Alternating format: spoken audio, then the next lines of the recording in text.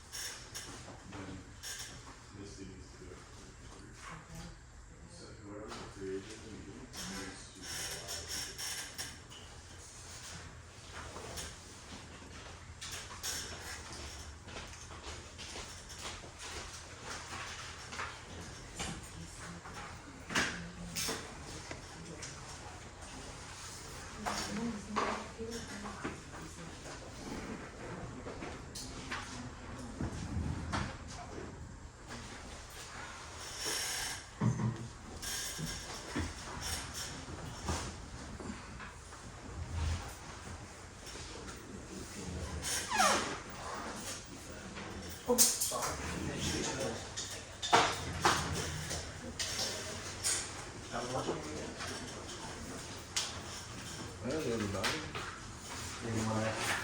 Is that it? Scott, Johnny, Bolin.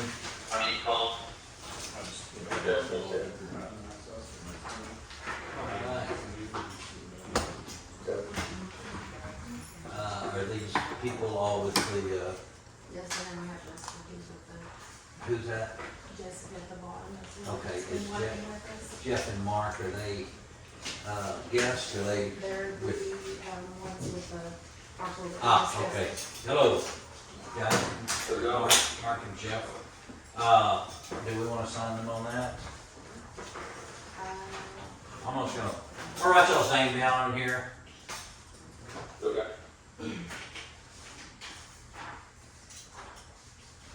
I'm sorry, clarification, did you say that they own the parcels?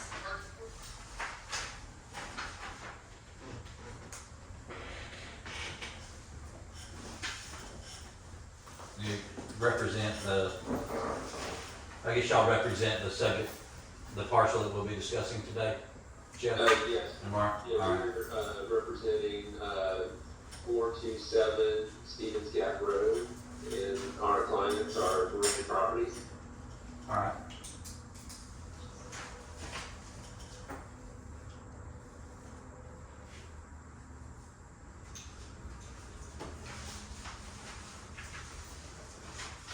I just wrote them on here. I wrote y'all on here. Okay. Just goes to, that's just a sign-in sheet. Our first order recognition of guests, we've done that, so everyone that wants to sign in as a guest is done that, so, all right. Item 4 is a consent docket. The following items are considered routine by the Board of Trustees. We can enact in one motion. It's the approval of the February 26, 2026 minutes. So we're gonna seek approval of those minutes. We're gonna need a motion and a second on that. We're ready to approve them or not approve them. I'll motion. Have a motion made by Scott Cross. Motion to approve. Is that Scott? Yes. Okay.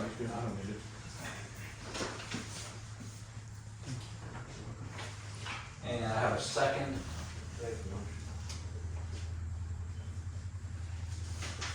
Seconded by Scott Christian.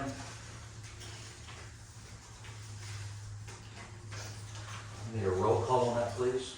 Scott Cross, Yes. Scott Christian, Yes. Brad Bollinger, Yes. Courtney Shepherd is absent, Tommy McDaniel, Yes. motion carries. Item 5 on the agenda, discussion, consideration, and possible action to open the Hochtown public hearing for comments and questions pertaining to a request to rezone 1.81 acre parcel located at or near 427 Stevens Gap Road, beginning a portion of the south half of Lot 19 and a tract lying in the southeast fourth of the northeast quarter of the southeast quarter of Section 35, Township 4 South, Range 24 East, McCurtain County, Oklahoma, from its current residential designation to commercial designation. So we're gonna need a motion to open the discussion. Motion to open. I have a motion to open by Scott. Second.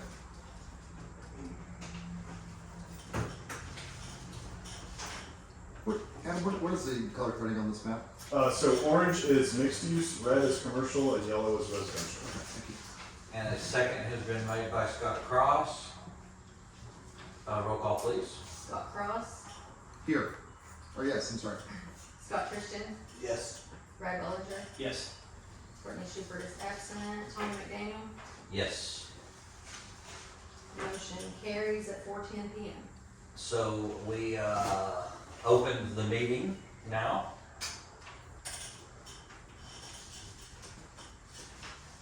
And we are opening it for discussion at 4:10. So it is open at this point. Do you want to go ahead and have the applicant kind of explain Yes. their request? Yes. Please explain the request for this zoning change. Okay, again, my name is Jeff Elder. I'm gonna speak on behalf of our clients, Miranda McKinney and she's of Miranda Properties. They bought this property in, I believe, 2023. It's state when they bought it had a couple buildings on it, a couple metal buildings, and a trailer of sorts, as well as a carport. I don't know if you guys were looking at the survey that we provided you guys, but it showed where those buildings sat on the property. They actually kind of straddled the line between these two parcels, and the back half that was this secondary parcel. At the time when they purchased it, there was obviously no zoning ordinance in place. So it was treated as kind of this one property that had been being used as, a variety of businesses. So they came up with the idea that they'd buy this and then, look at, developing it into something that was more suitable to the Hochtown area.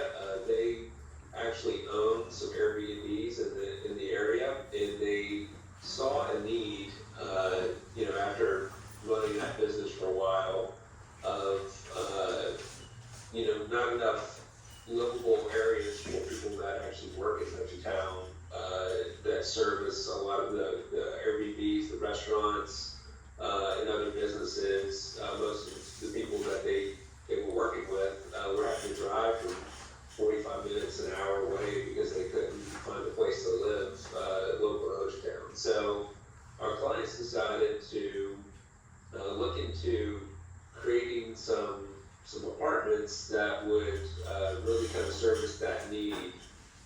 Just a small quantity that would, kind of build nicely into the community, without kind of being this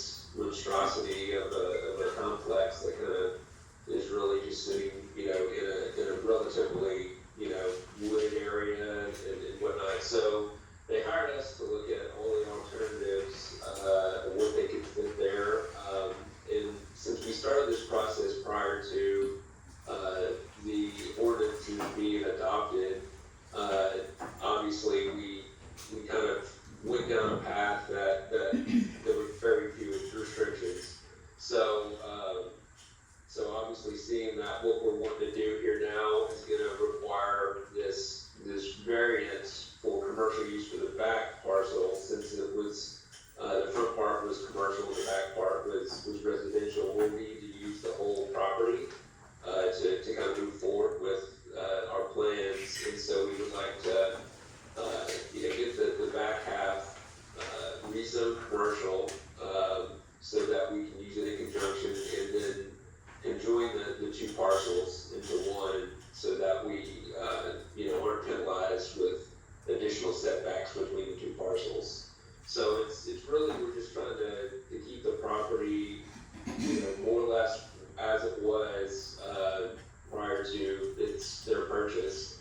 And I believe had a tire shop on it before, when they bought it, it was kind of some rented buildings and whatnot, and the fence goes around both properties, both parcels, so it's, if you just drop by it, it looks like one parcel.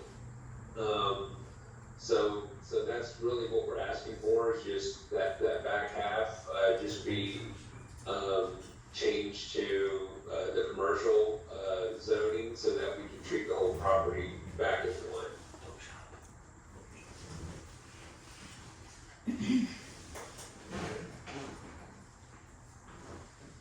So, just so I understand this, and I'm looking at this, you have a parcel there that is wholly owned by, one individual, with part of that parcel being zoned commercial and the other part being zoned residential, and you're wanting to take the residential and make it make the entire block a commercial property? Correct, that's what we want to do. Okay. When they purchased it, they purchased it together, not knowing that it was two separate parcels. It is two Okay. parcels. Yes, two It's separate two parcels, separate same parcels. owner. Two separate parcels. Yep, One is commercial. One is already commercial. The part they're requesting is an adjoining parcel It's not commercial. that is residential, and they're wanting to take That's that correct. residential and make it. Then later they want to join the two. so yes, Okay. they'll need Third to file for a lot consolidation if they are granted the rezone to commercial Okay. in order to accomplish what they're trying to do for Alright. their. Correct. And that consolidation is not, that's not on here, that's not, It's not part of this conversation. okay, alright. So this Yeah, that's for later. Somebody object to that? Do what? Somebody speak against this? I don't. You can open the floor for Yeah, anybody. yeah, I'd like to open I'd like to discuss a little bit with us. Yeah, okay. So our job is Let's to determine if it's, not the use of it, but whether it's commercial or residential. I mean, the use to us, it should be indifferent. I think that is the, town council's, decision on the use of it. But as far as the zoning of it, that's our job. To make a So- recommendation to Yeah. the council. Because I mean, apartments in this town currently is tough, but that's not really what this meeting's about. It's about commercial or not commercial. Because without septic, you can't really do multifamily, at all. It's not, I mean, DEQ will allow it. I don't know, yeah. Well, I'm sure. But that's how the discussion's about, is that right? That's right. Okay. So what's the point of us being here? What's the point? Making a recommendation to the board of trustees. Board of trustees. So you should be looking at this rezone application through the lens of what is the best use for the town. The current area right there that you're looking at, and then the surrounding areas around the parcel that's set to be rezoned. Is the gray box pretty accurate? You kind of know? That they Yeah, stated it's highlights commercial. the rectangular property to the north of the commercial property. So is it actually half and half, or is it looks, It's the That's top parcel that's residential commercial. sliver. That's the residential. okay, And then also the back is residential. okay. So that. So, Adam, and just, if we did approve this part that buffers up against or that has the common land just to the north of it, if this is Mhm. north-south orientation, they'll have the same protections as what it was when we approved, redesignation into commercial property for over here. The green space Yeah, requirements, the green space requirement. buffer, yes, that would apply. That So, would apply theirs also. yeah, so. anywhere where you have new commercial development from here on must Okay. have a green space buffer when it's up against a residential zone Okay. property. because this is up against residential property, so we It can will address need it. to have a green space buffer around anything that's residential for that property. Any applicants are clear about the new requirements? That's, yes, they've been shot over, the details, the links, access to all the materials. Which is what we approved in our consent agenda. Yeah, I was just, based on their own definition earlier on, Yeah. they started a project prior to a lot of, Are you guys aware restrictions in place of what we just Yeah. passed here on the green space? Okay.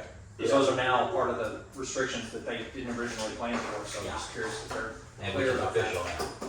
Yeah. Is there any plans to widen CP cap? Widen Stevens, yeah, Yeah. to widen the road Yes. itself.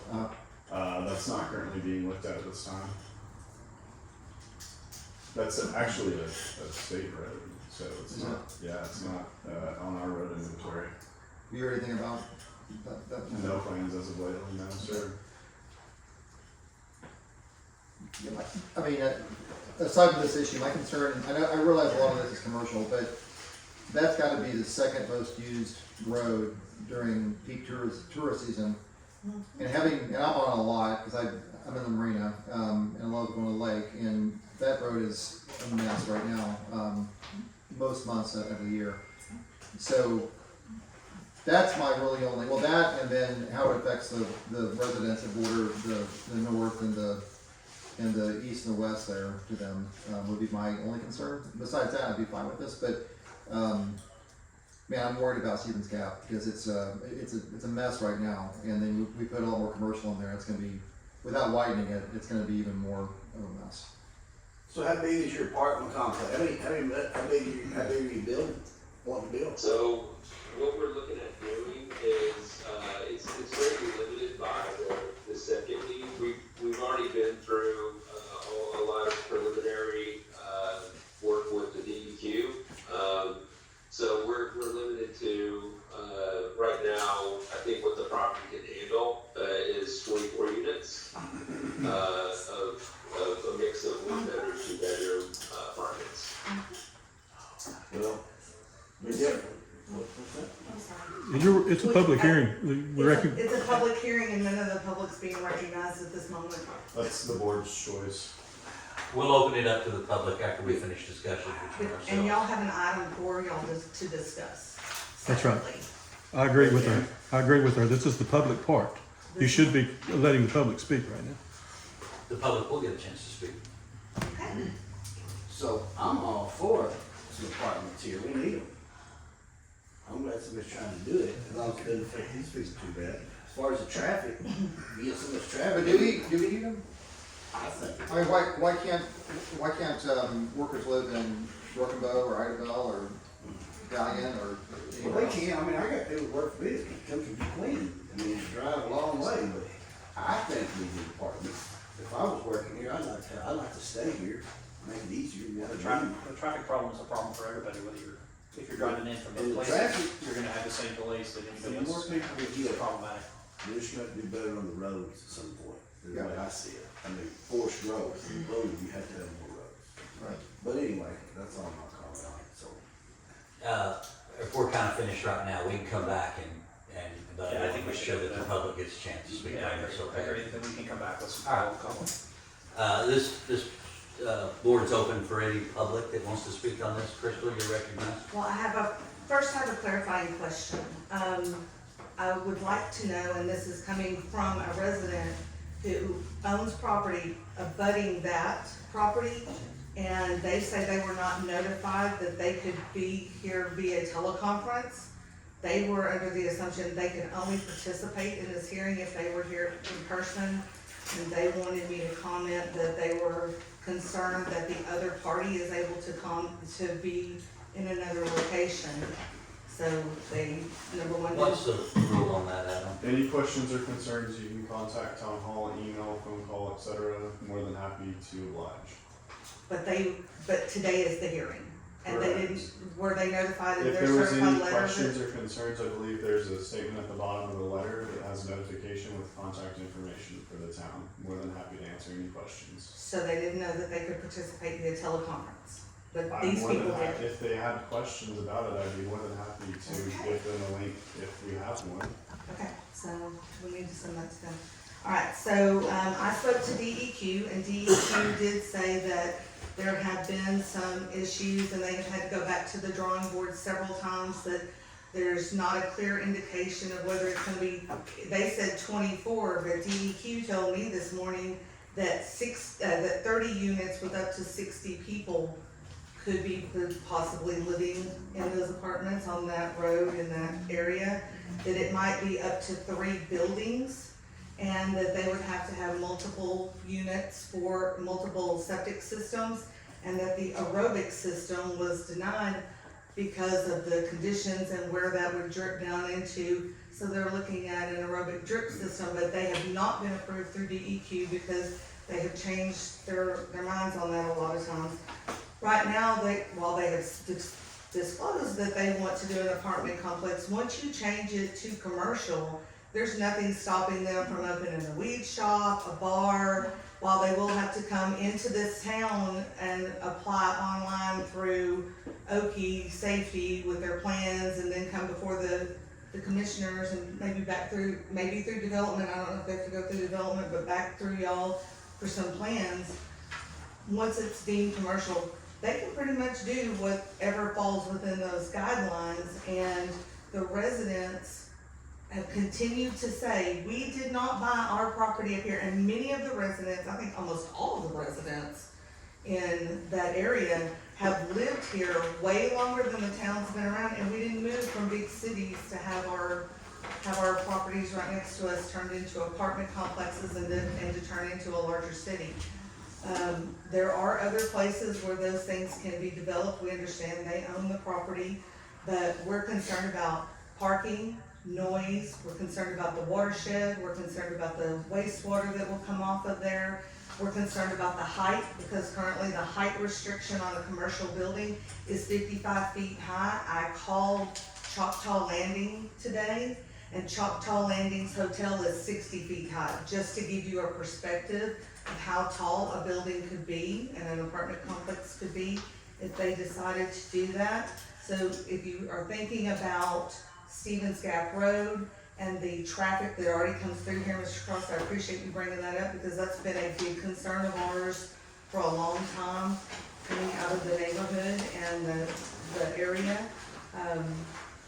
We are very concerned about the number of people that will be living there. We're concerned about those things that I just mentioned, and not to, I don't want to sound like I'm attacking the owner of this, but she's on the list for her property being sold on the courthouse steps for not paying her county taxes right now on 2 properties. So when you're gonna build something and go into that, you need to have some fiscal responsibility so that y'all don't start something and then leave it that becomes an eyesore, because we've had that issue here in our town and in our county in the past. And, a commercial also gives her the flexibility of turning that into an STR or an overnight hotel kind of situation, and then it becomes safety and security for our residents as well. And I'll give the floor to someone else for the moment. So I want to clarify something that she just misspoke on, is that medical marijuana facilities are not a warranted use in commercial zoning, so that's just not a possibility. They're not even issuing new licenses on that right now. Well, they're not Go in back commercial and zoning. look at your commercial. It has the open circle where it could be considered. Yes, it can. I just pulled it up on the town's website. It would have to be applied for. It would have to be applied for, but it's not out of the realm. Right, so it's not just now. It's right? not out of the realm. It's not a given opportunity.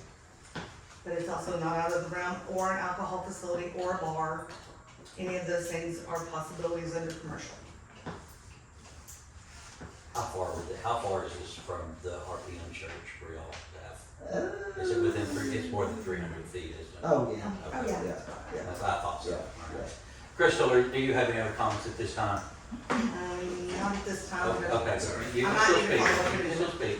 Yes, Johnny. I have just a couple of questions. So did I understand, I'm having trouble hearing him, that that's a 1 to 2 bedroom units? Clarify that, please. Yes, it's a mix of 1-bedroom units and 2-bedroom units is what we're looking at. Okay, washer and dryer, full apartment. So that's gonna take, that's 2 bedrooms, that's 90, in all of them at 24 units, it's 96. You have anywhere potential of 24 cars to 48 to 72 to 96. I mean, are we even taking in consideration that we overload these cabins up here? I know they sleep 10, if they sleep 10, they're sleeping 50, 20, easy. Are we gonna, and we have workers and they don't come in 2s and 4s up here. So how's that gonna play out? So, the parking that we're looking at providing, based on, a typical parking account for, a complex of this size, you're looking at about 40, I believe it's like 46 parking spaces, that would be throughout the site. We're only looking at doing 2-story buildings, so it would be in scale with the surrounding area. Essentially, similar size to a residential, home. To address the original comment that was made by the first, commenter, our discussions with the DEQ predates the zoning ordinance coming into play. So a lot of our discussions and kind of additional rounds with them weren't really, out of a denial of what we could do. It was really, we had worked out some clear plans to move forward. And then once the zoning ordinance came in place that had greater restriction, then it was a scenario of going back to the drawing board with the DEQ so that we can understand, how this fits on the site with the new restrictions that we had.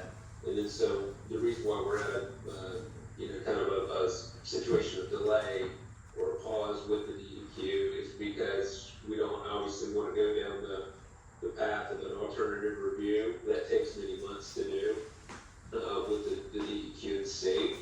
All the expense of that without having, actually any approval from the Hochtown Planning Department and whatnot. So it's more or less just, it's not so much what we're trying to do is impossible or can't be done and they keep denying us. It's more of, we've been down the path, we started down one leg, and then now that we have been given these new restrictions, having to kind of rework things to be within that realm. Now, the DEQ notified us that we could do more units than what we're asking for to do, based on what the site soils can handle. We've already had a soil profile done on the property.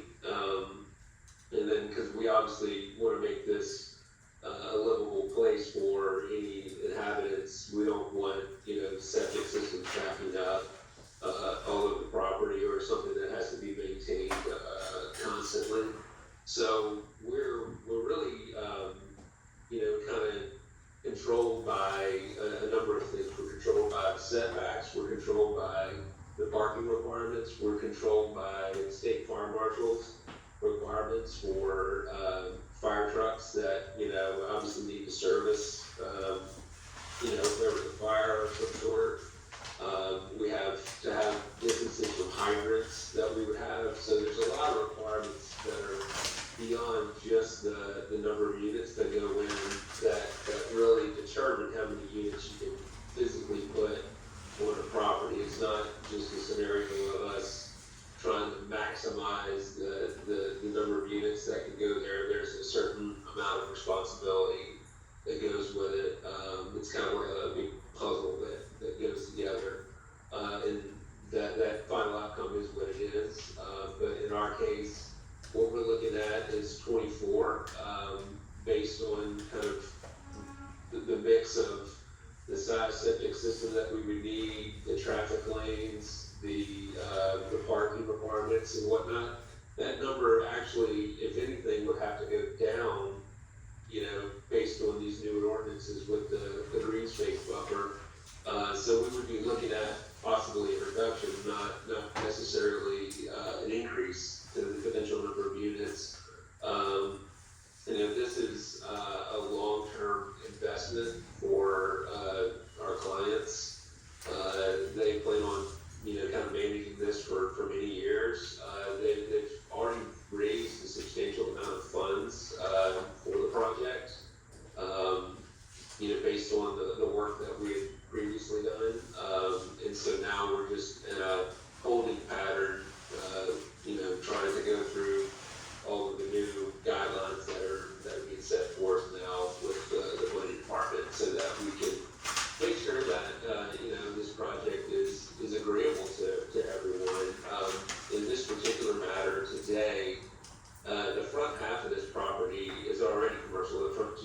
yards. So, that, can already be used for whatever's, allowed for commercial. What we're asking for today is really that back small portion of the property, the back third that is already fenced in, has been fenced in for many years, just to allow that to be encompassed into the commercial zone, so that it can all be used in the community rather than, have this hodgepodge of two different uses. Okay, so last question is the green space that you say goes between the residential, that kind of goes up, what size green space are we looking at? I believe, I've read the ordinances, if I'm not mistaken, is it 20 feet something, or 20 feet, something like that? We'll have Jessica pull it up since she's at her computer right now. Yeah, there's different options. Options that we can select from. Yeah, I can speak to that. The minimum would be 25 feet with a 6-foot fence. You said minimum? Yeah. Mm-hmm. With a Yes, 6-foot. at Six a foot minimum fence. it's 25 feet, and if you would not like to do a fence, you can increase it to 40 feet or 50 feet with existing vegetation. But if there is any, as long as, if it's not site proof, then you have to add vegetation, and that's noted in the ordinance that he's talking about. And we currently have a 6-foot fence wrapping around, the size of the property that would abut, any residential properties. Didn't that also say that there had to be green space on the other side of the fence? That's correct, thank you, I was just about to say that, yes, the fence has to be on the internal side of the green space buffer, so that you don't have a fence on a property line, it's the green space buffer that the neighbors will see. They just put in that fence not too long ago, and it doesn't have that green space buffer between it and the property line that are residential. But it was done before ordinances was put in, if I, Tracy? Yeah, we definitely, the fence was definitely there before the ordinances were adopted. Jessica, it'll still have to come into compliance at the time of the building permit, correct? That's correct, yes, unless a variance is sought. So the fence would have to be moved For compliance for purposes. compliance yes. purposes. Technically, Unless- without a rezoning, it buffers itself residential right now. Yeah. So you've got a whole different can of worms there. Well, no, I'm talking about the fence that buffers down and like the Wilsons. I know, but I'm saying right now you have commercial residential buffer. Right now, it It's would be between a green themselves. space buffer for the current parcel, yes. Yeah. Okay, It's zoned that's what you're saying. Yep, Okay. and again, all of that is, reviewed for compliance at the time of the building permit application process. Tony, do you have anything No, else? I'm good, thank you for Oh, answering my okay. questions, thank you, I appreciate it. Anyone else? Yes, I Helen? would like to speak. Yes. My name is Helen Harden. I'm a longtime resident of Choctaw Hills. That's where y'all are discussing. We've had our property there since 1993. I live kind of in the back part, but that's my neighborhood and where I live. I came to talk to y'all today because of this rezoning request. Choctaw Hills is one of the oldest neighborhoods in Hochtown, if not the oldest one. My part was platted in 1969. We survived the lake, and we're trying to survive SDRs, and we're also trying to now survive commercial encroachment. So I understand that Hochtown has a responsibility to its investors and to its business owners and to the tourists, and their presence in our community is very valuable. And I also know that they way outnumber the less than 250 people that live here today. So I'm asking y'all to think real careful about what they're trying to do with that piece of property. I'm not even sure, Adam, if we have, or is multifamily, is that allowed in Hochtown? Because I know that there was some discussion about it before. So, anyway, I live in the back part of Choctaw Hills. I've lost a lot of neighbors. Everybody's moved out and sold their places and now they're SDRs. I'm the only person that lives back where I live now. I'm really afraid that when they start encroaching, us a little bit more, and I'm afraid trying to fight the SDRs that keep coming in, and now trying to fight commercial, that we're gonna lose even more of our residents because they're not gonna wanna live next door to a 24-unit apartment complex, because that's not why we moved here. One of the questions that they asked me when I was on the planning advisory committee, they asked me what I thought was the biggest challenge for Hochtown in the future. And right at the top of my brain was, I believe our challenge is to attract and retain residents. And I believe something like this 24-unit, while it would house workers, would also be very transient population. And I believe people who live in Choctaw Hills would not want to have them as neighbors. I'm actually shocked right now. I can hardly speak because I thought we were talking about a 4, maybe 6-unit complex. When he said 24, my mouth just dropped open. I don't know how you can do that on that little piece of land. And because the other thing that came out of the planning commission was everyone was, protecting our environment was something that was really, one of our top priorities. I'm not sure that a aerobic drip system is going to be the best thing so close to Yawshop Creek, which already has the demand at Choctaw Landing and possibly future the demand of Hochtown businesses in our business corridor.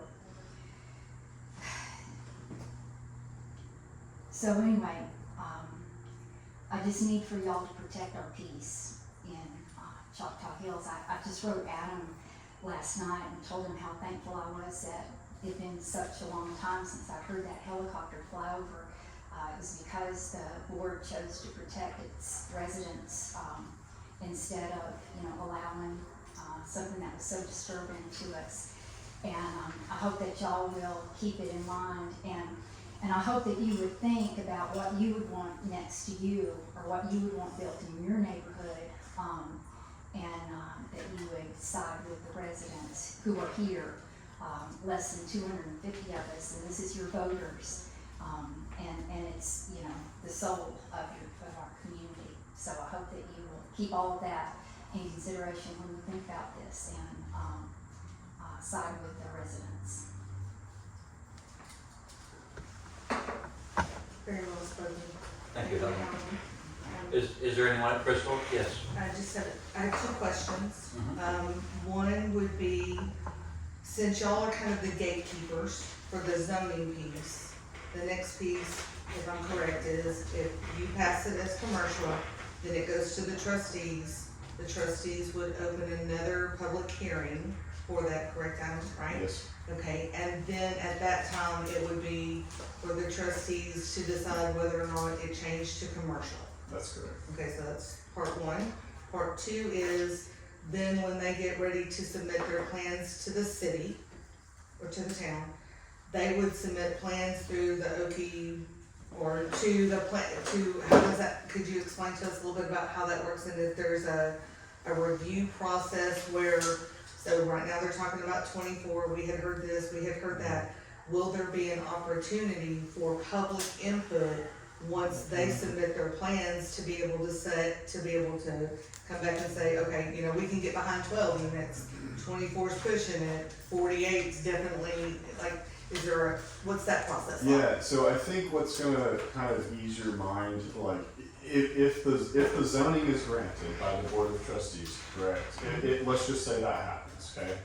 Yeah. The next step would actually they would need to file a lot consolidation, so they need to bring the 2 lots into one big lot, okay? Which that's not really a public hearing, but what I'm getting at here is that after that, in order to follow through with what they are proposing currently with their total units, is they would have to seek a variance because they are maximizing that lot, and that is where a separate public hearing would occur. So there would be another public hearing about whether or not they will be allowed a variance for the setbacks specifically, and I think they may request variance on green space. Not sure what their plan is on how they're gonna address the green space. But as the development plan is proposed right now, they would definitely need to go through the variance, request process through the Board of Adjustments. Yes, sir. And at that time, is that when we can voice our concerns about? Absolutely. Okay. Yeah, so there's gonna be a separate meeting process, and then you'll have additional, opportunities to Okay. speak. If the commercial is granted for this particular parcel. And then whenever you ask, actually, whenever it comes to the building, plan review process, right? Whenever they're coming in for their building permit, they're doing a plan review, we're checking fire code, building code, et cetera. That's whenever we're gonna take a look at the green space barrier, what's applicable, did a variance occur, if so, what are the changes, right? So we're gonna be monitoring that as how it fits onto the parcel itself. There's not necessarily a public hearing portion for whenever we get plans for building permits, it's just whether or not it meets applicable code, applicable zoning regulations, and then fire code. So the true stopgap is right here for whether or not it goes, because once, Yeah. and the variance. So the variance is just about the green space, not Yeah. what they can build on it, right? So it's not, we Right. intend to build a bar, or we intend to build a 48 unit, there's no public input to that. No, not necessarily, because you've been granted whatever the zoning designation is, right? So if you've been granted commercial, then you can, as long as you're playing within that rule book, then there's not really any sort of a question of your use, because you've been permitted that through this process right here that's occurring today and, at the trustee level. So then the plan review, when it gets to that part and it comes up and, let's say it's a 24 unit apartment complex, that is then just approved by the board again at some point, or is that a separate, For their plans, for their building permit? before they get their permit for construction? Well, you're saying a 24 unit, I mean, that would have to have a variance, so they'd have to go through that process and then get approved for that. And then it would be, there wouldn't be a board approval process after that, but they would have to get a variance in order to fit everything that they're trying to fit onto this development plan right now. Okay, and then just, this is the follow-up. If- Unless they change their development plan, they can always change it and they can modify it or whatever to fit in the realm of the commercial setbacks right now. Okay, and then could we ask them their construction, what their construction timeline might be? Absolutely, yeah, I mean, if they know it, yeah, you can have. Do you know, what your construction timeline would be? Like, let's say you got your permits or you got your, whatever you're doing, are you planning on starting, maybe in June or July? And how long do you think it will take you to get through the construction process? Because that can be a hindrance to the peace and quiet, and during the tourism season can be problematic as well. Yeah, so we do have quite a few hurdles to jump through, so it will be a little bit before we're at a point where we can start construction. For instance, pending today's decision, that will determine where direction our design work goes in. So that process has to take a little bit of time to work the design with whatever regulations that we're held with, to be within. Then once we do that, then we'll understand better if, any variances are needed. If they are, then we'll, obviously have to go through the variance process. Any variances that we see are more so about the easement, that's the access easement on our, east side, more so than easement, variances from, the other direction, by the other residential properties. The biggest concern here for us is that our clients, they own both of these parcels. The rear parcel, which is residential, if you apply that same metric of like the surrounding properties, the buffer, we would actually have to apply that landscape buffer to in between our two parcels. Mhm. So, it's further restricting for people that actually own both parcels. So therein lies kind of the crux of the situation, that we're fine with having the landscaping buffer between their total property and other neighboring properties, but under the current guidelines, the way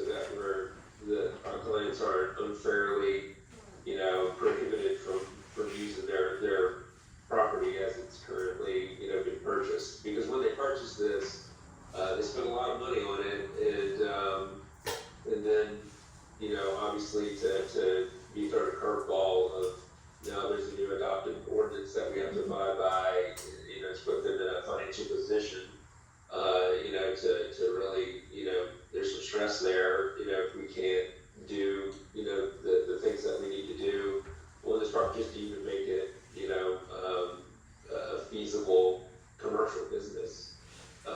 And so the idea that we're, you know, wanting to go in with, you know, apartments is really the more delicate matter for a commercial property. If it's commercial and we can do any business that's allowed within the code, you know, essentially apartments would be the most delicate, you know, in terms of its relationship to other single-family housing that's in the area. So, I disagree. I disagree with that. I think that the pressure on the land, the pressure on the neighborhood, the pressure on the road, the pressure on the environment is way more with a 24-unit apartment complex than it would be for somebody renting inner tubes to go down to the lake. So I totally disagree with that. So you, I mean, but there's also, you know, allowed to be restaurants, there's allowed to be businesses that. Yeah, they don't live there 24 hours. Businesses are usually open, you know, during certain times of the day, not 24 hours a day. so, So, Jeff, did I understand you say earlier that, I'm understanding that the back 1/3 is residential and the front 2/3 being a commercial, that you can go ahead and utilize the front and do what you need to do on the front, correct? You really, that's what you said earlier, correct? No, what we were saying is because the back, portion is currently zoned residential, it puts this landscape buffer on the front part of it that, you know, and the additional setbacks between commercial and residential properties. So there's essentially two sets of setbacks. So, you know, it basically makes most business opportunities, you know, completely unfeasible, for this particular parcel. I think what Ms. Mulling was actually after in her question or statement was that it is currently zoned commercial and that you theoretically could build similar structures on that piece of land as it's currently zoned. I think that's. Yes, it doesn't have to be rezoned to use for commercial, it's just wanting, Oh. I know, but I understand as a landowner, I understand you wanting all of it, I get that, I understand that. But, Yeah. I will say this real quick before we go. It is our intent to place the buildings of the development on the front half that's, you know, zone commercial right now. We see the back portion as being in the areas where we would have parking, some zones for septic, you know, things like that. So what we're really trying to do here is put the buildings really on the front portion, and just to meet our parking needs and things like that. You know, that's really what we're, you know, hopefully using the back parcel for. But, you know, since we are, you know, confined by what the ordinances require, even if it's zoned something different, there's still restrictions on even how we can utilize parking, utilize, you know, that area for septic systems and all that. So that's really our biggest concern, you know, with, you know, having one piece of property that has two parcels that are zoned differently on it. What's your current access easement? Say that again? What's your current access easement? You mean the one that's on the east side of the property, or? No, I'm asking, I don't know, but I drive by there all the time, but I don't know where your access easement is. right. So the current driveway, that enters the property. The is- south?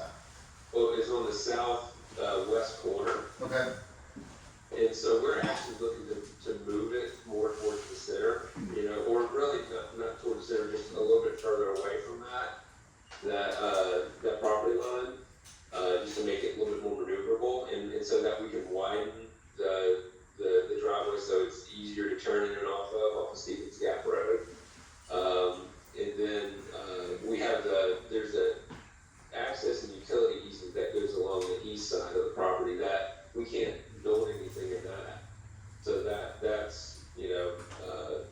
already taking up a substantial portion of the property as well. Is it access and utility or just utility? On our survey, it's shown as, access and utility. Okay.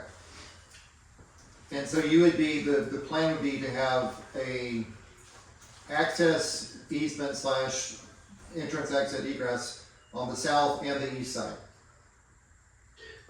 Yeah, like somewhere in there. I mean, if we could make it just, one where we could utilize that access easement and do something there, because we could do a driveway per se, as long as it was usable to utilities and whatnot.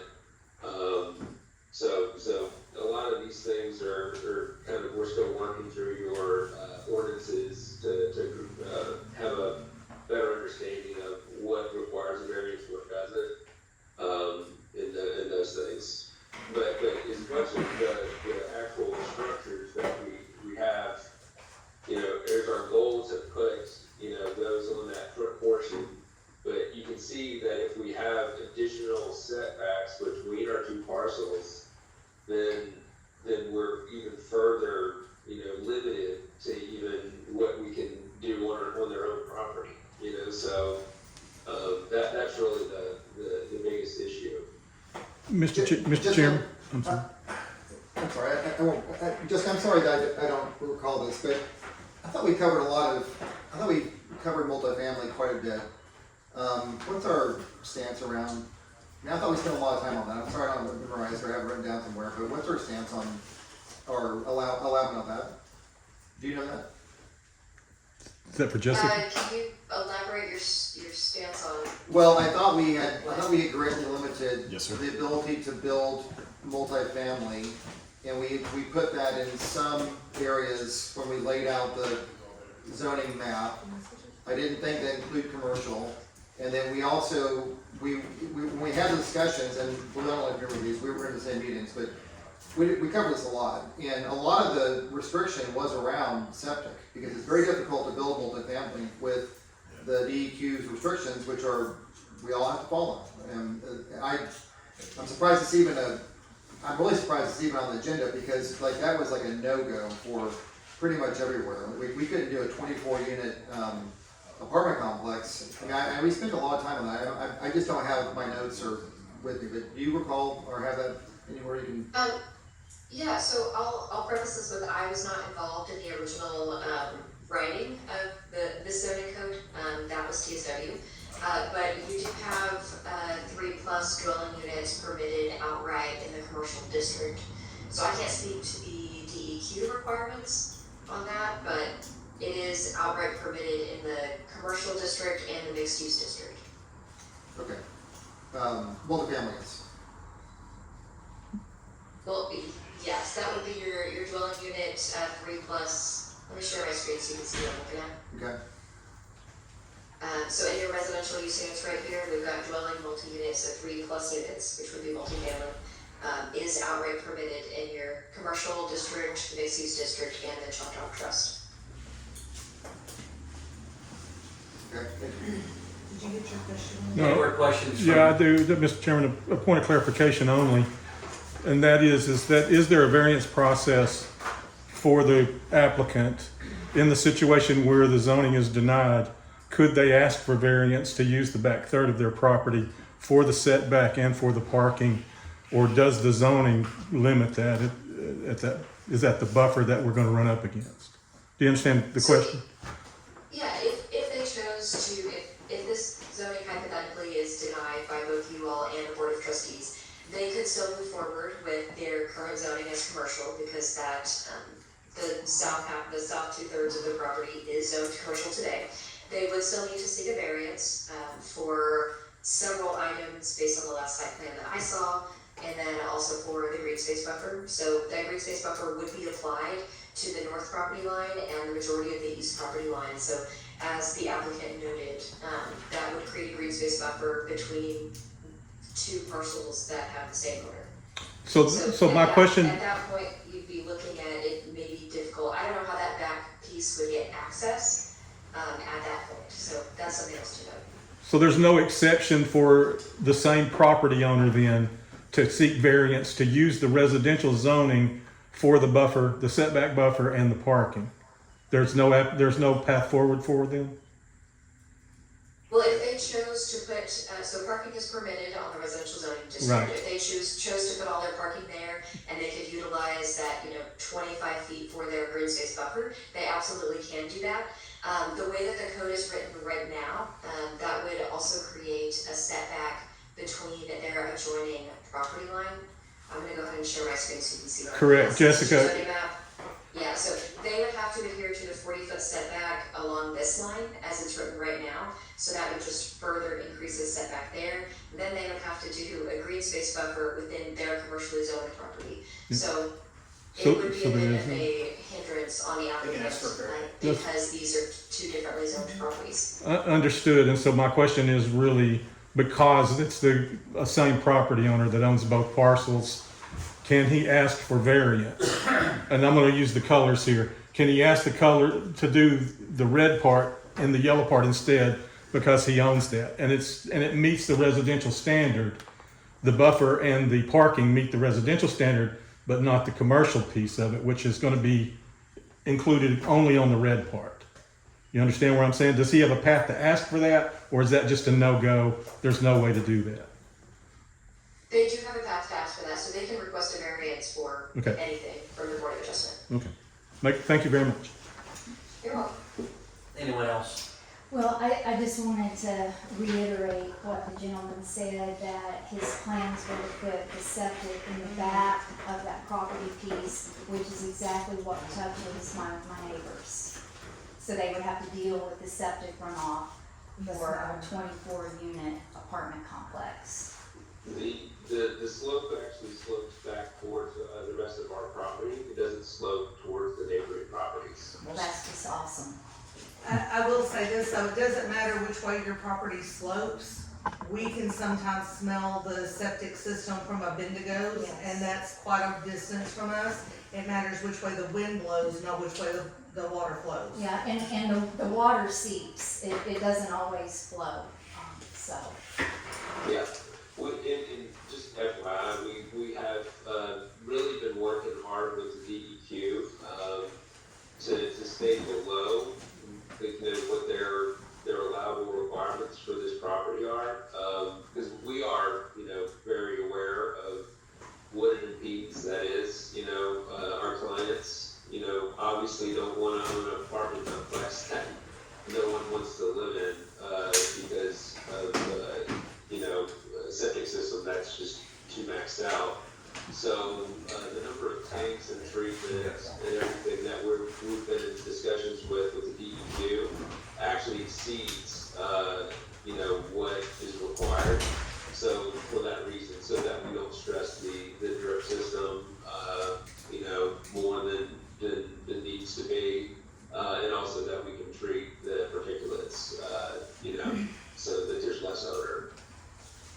Well, there's that, and then also I'd like for the board to keep in mind, what your vision for Hochtown is. When people turn down Stevens Gap, they're usually pretty excited about going to the lake. They're pretty excited about seeing, bits and pieces of the park.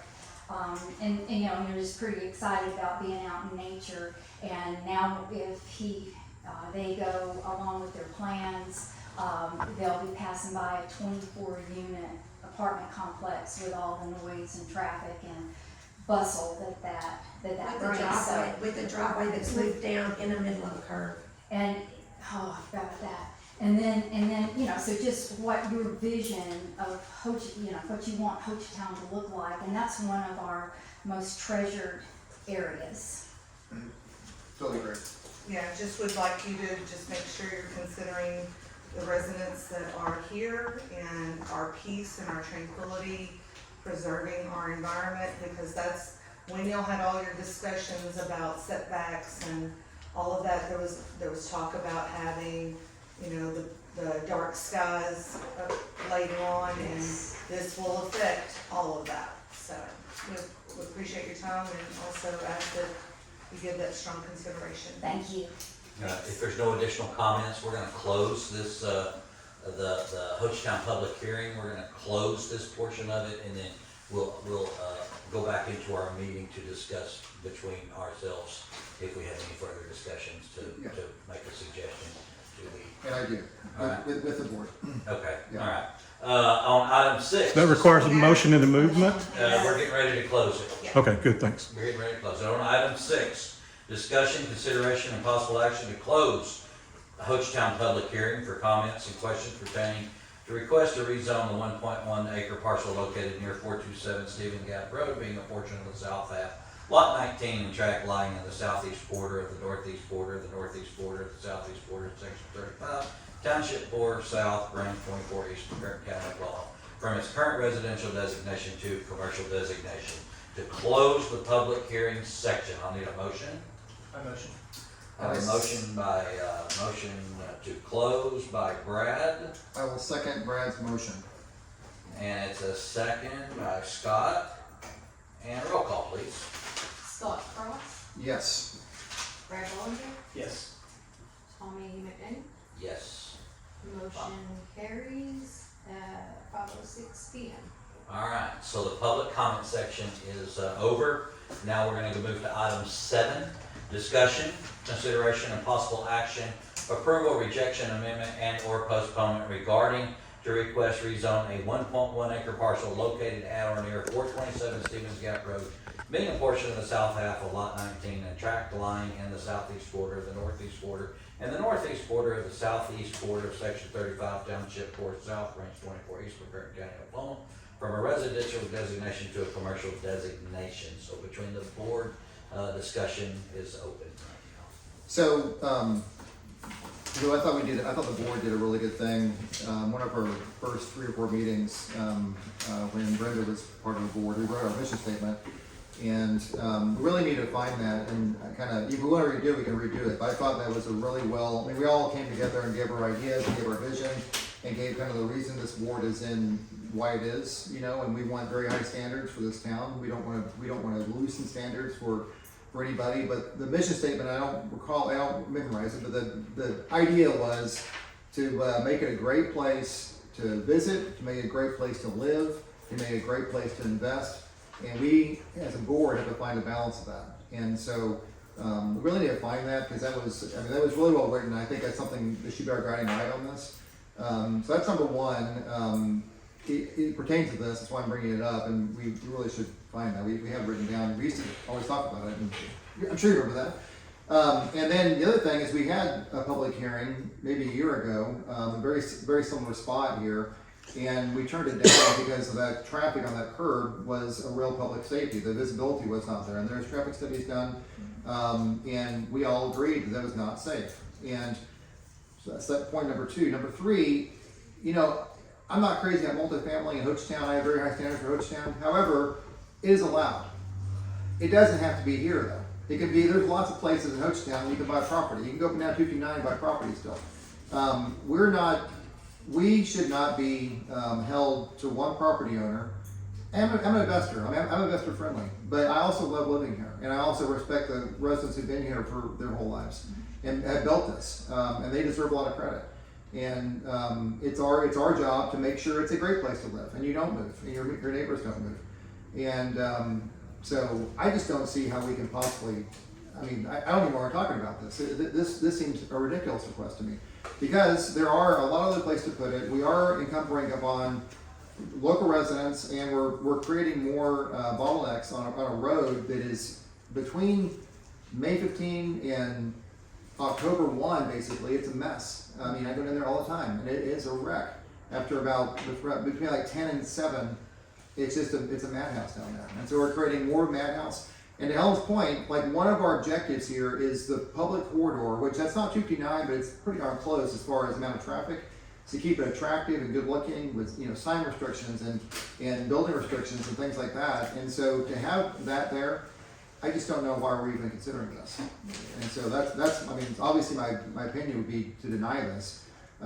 If they want to do something within the rights they have within the commercial zone, they can do that if it passes through. But I can't. It's not responsible for us, I don't think, as a board to allow this other part of the property to further encroach upon the current residents. And Helen's one of many longtime locals that live in Choctaw Hills. And that corridor is very important to the vitality and enjoyment of tourists and residents. We get down Stevens Gap to, with 3 lake entrances and a bunch of boat ramps down there, not to mention the marina. So, I mean, to me, this is a non-starter. I mean, I don't see how we could do this. Thank you. Brad? Well, I have one question quickly. Do we have a better understanding of what's happening around White Perch with the development to the south? Not at this time. I know that, I think the board did approve that after this board had made the recommendation for some of the reasons that Scott had suggested, that it was approved by the board. But the developers also had came in and had gained easements from US 259 so that they were not having to use White Perch for those roads, to the best of my knowledge. I was not at that meeting. If Yeah, someone I was was- here, I don't know. Skip, could you clarify that a little bit? You are maybe for correct. us? You are Okay. correct. They All have right, easement. So, That's the clarity I'm trying to look at So- is what because there was a lot of question. I mean, we knew they had easement through that. Yeah. But the question was, is that gonna be the primary? Does that become a They were not required to declare. So it was rezoned, it was voted by the trust to be rezoned, and he does have easement from the camp property now to 259. Because as we were talking through, that driveway move puts that in the right okay. correlation to that particular intersection at this point, which creates a 4-way as opposed to just a 3-way. So Yes. just as a point of context. So you're clear on your question there? I'm not clear, but it sounds like it Okay. still could have impact because it's gonna have Okay. heavy use. Yes. All right. I don't have any comments right now. What it's gonna require from this board, though, is a motion to approve or not approve from the board, and a second and a vote. My motion is not approved. And a motion is on the table right now by Scott Cross to not approve currently.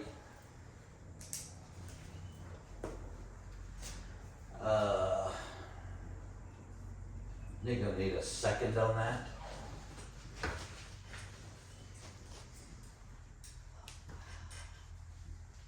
I'll second that. Got a second on that to not approve by Brad Bollinger. Roll call, please. Scott Cross, Yes. Scott Christian is absent, Brad Bollinger, Yes. Courtney Schubert is absent, Tommy McDaniel. Yes. Mr. Chairman, Mr. Chairman, Motion carries. One moment, yes.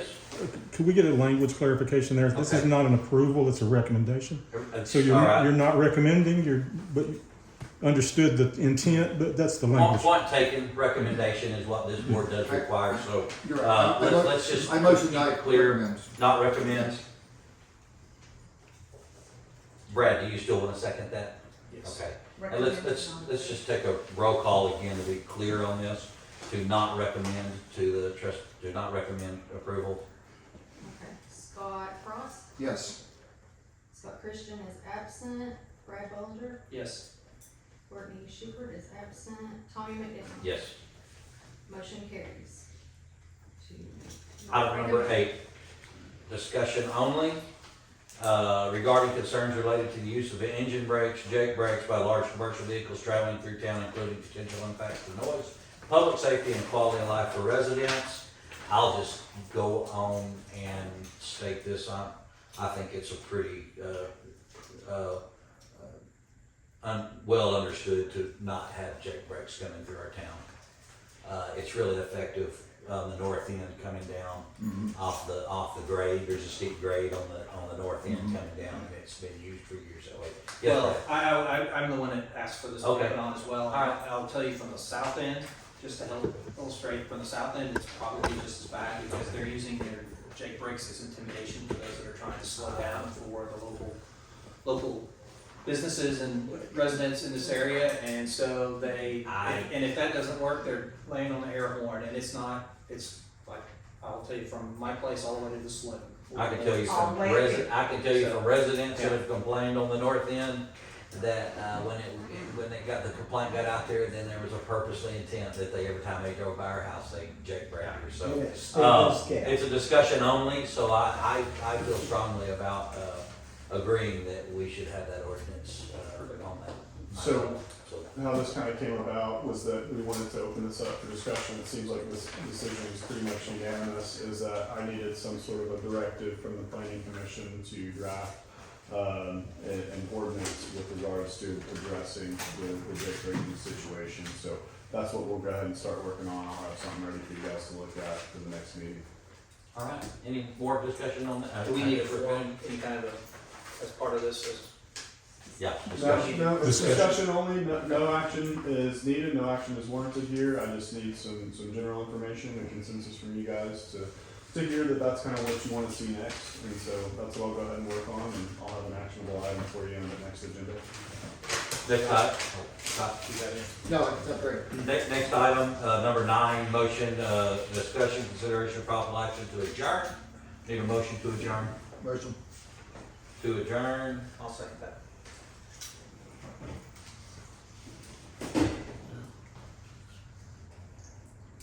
roll call, please. Scott Frost. Yes. Scott Christian is absent. Brad Bollinger. Yes. Courtney Schubert is absent. Tommy McDaniel. Yes. Motion carries at 5:16 PM.